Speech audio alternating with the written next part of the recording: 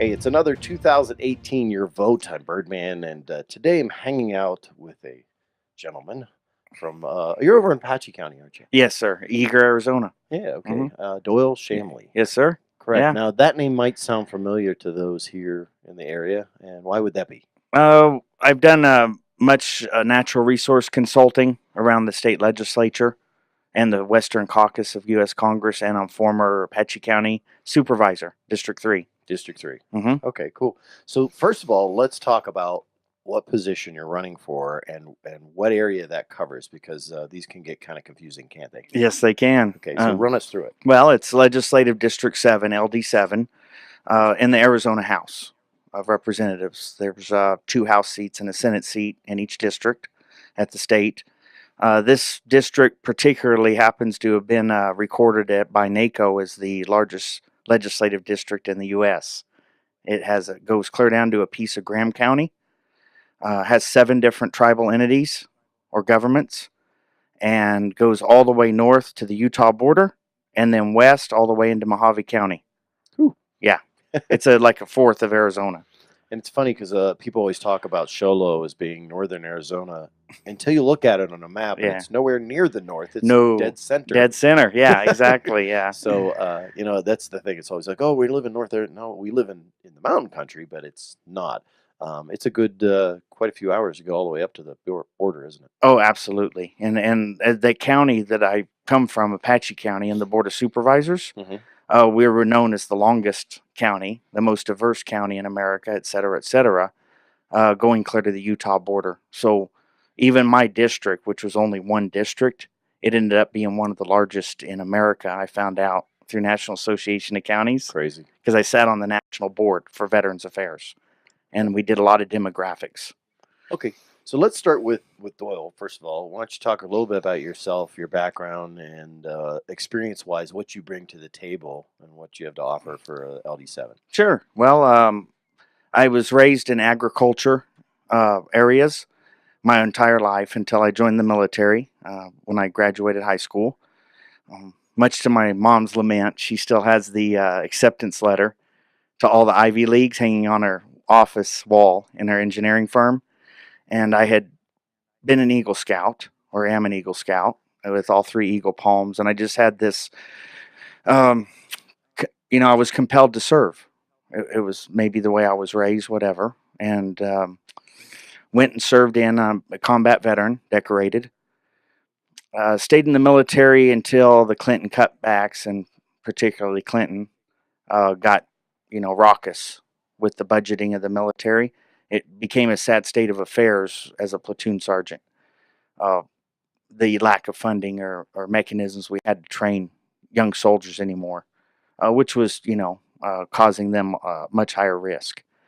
So I left, and I had taken leave out here because I had seen this dome flying back and forth in the military base from Phoenix over to Socorro, etc.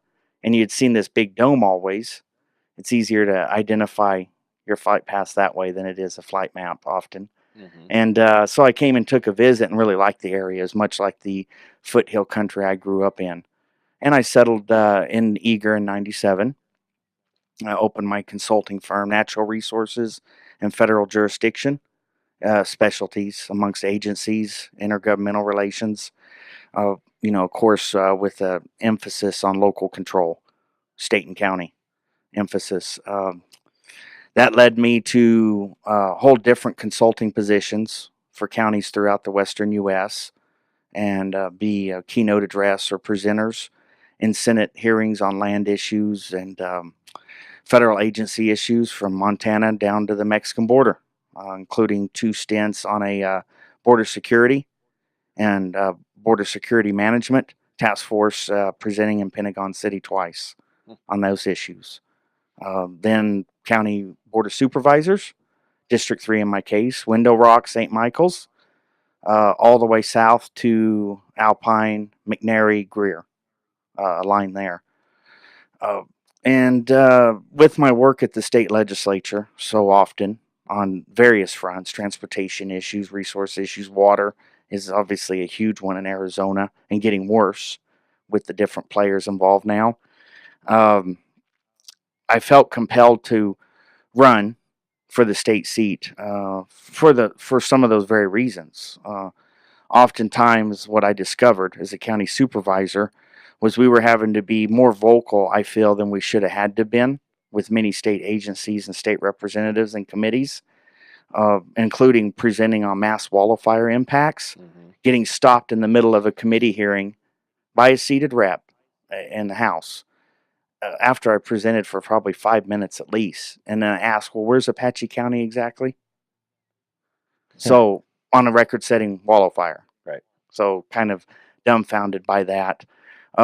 The rural areas of Arizona are largely becoming more and more neglected, more and more underserved, and our diverse demographics in this being the most, according to NACO and several other entities around the country, one of the most diverse districts in America, if you will, between different federal land holdings and statuses, tribes, non-tribal. Very important that we have equal representation, and I've already proven that I do that in my former seat.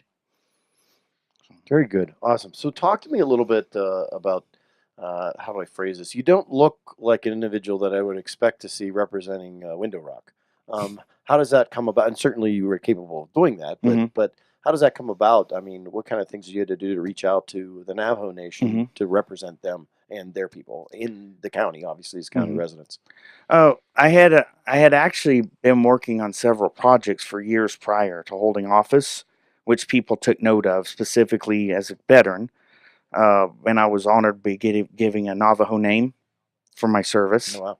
and even being inducted in one of the larger veterans organizations up north out of St. Michael's years ago, and helping the elderly and then the water issues. There's a huge uranium contamination issue, and myself and a council delegate even busted wide open EPA's memos from the mid 80s, all their internal memos acknowledging the uranium contamination in drinking water. Right. And of course, they don't show up to do anything until 20 plus years later, when it was very lucrative for them to try to start covering mistakes like Gold King Mine and spill.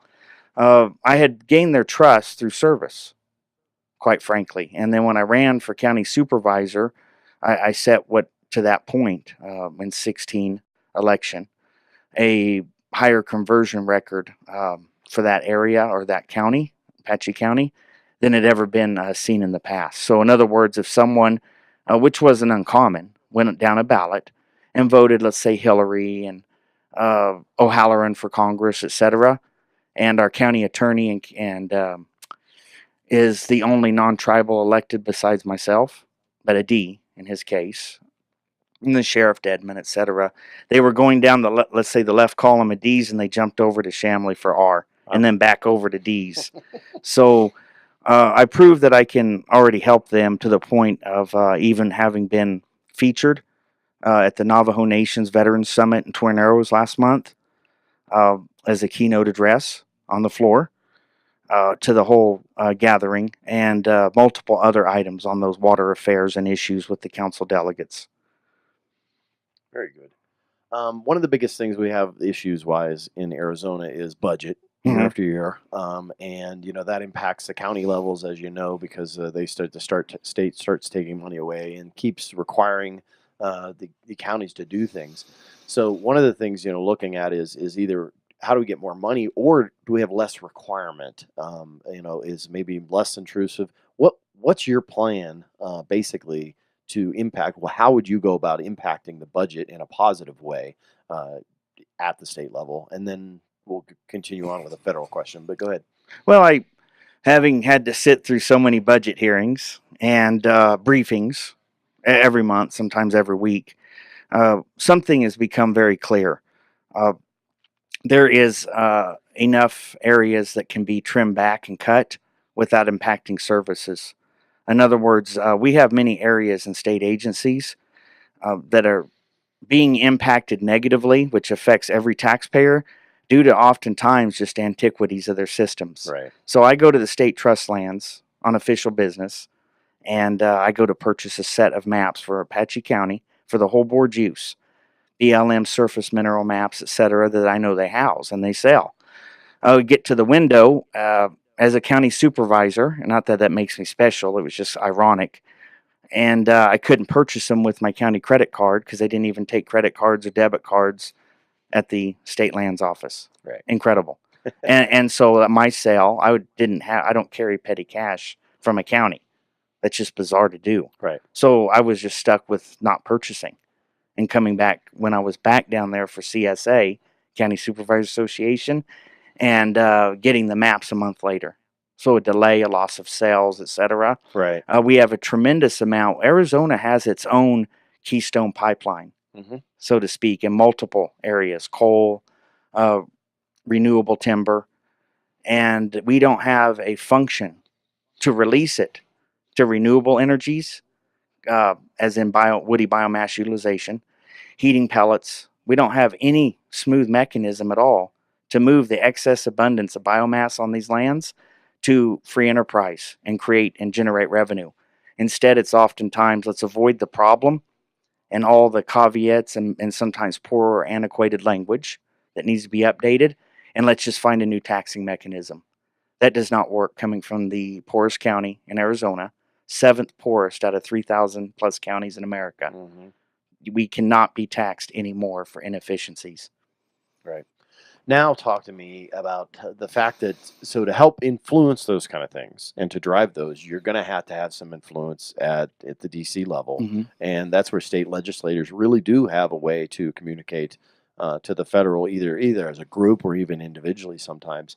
What do you have that would help you do that, or at least the plan? It's not so much that you have to have the connections, it's just at least you talk the language. Sure. Well, my past experience in natural resource and economic issues in the West has taken me to various committee hearings to be presentations. So luckily, we have some good allies already in there from around the state. In our case, let's say like GOSAR. I have a good rapport with Mr. O'Halloran in our current congressional district, CD1. In the sense that he even started sending his staff members when I offered my office for free for public visits. He anteed up a staff member to meet the public first and third Wednesdays of the month. It was sorely needed, and he was quite frankly way behind on that. Yeah. But using my county voice to him, was able to influence that. Having done so many hearings for state legislatures around the West, and oftentimes having to help with testimony and data in the Western Caucus of U.S. House, has me key connections that will definitely benefit the constituents, because I already have several places that I can email or call right now off my cell phone in D.C. and get answers right now on big issues that affect the state, like the Secure Rural Schools Act and those PILT and federal land payments from the Forest Service. I have had to generate spreadsheets and white papers for state legislators and other counties around the West, and particularly Arizona, because oftentimes the formulations and the release dates and the funding mechanisms in Congress for these massive amounts of school funding based on federal land, lack of utilization, right, quite frankly, often goes so unknown that school districts and superintendents have to call me to find out what they're even going to receive. Wow. Because it's hardly known. It's got this cryptic 3-page long formula. Looks like a HERF formula. Yeah. So awesome. So anything else, and that's all good, anything else that you'd want voters to know about Doyel Shamley and why they should vote for you? I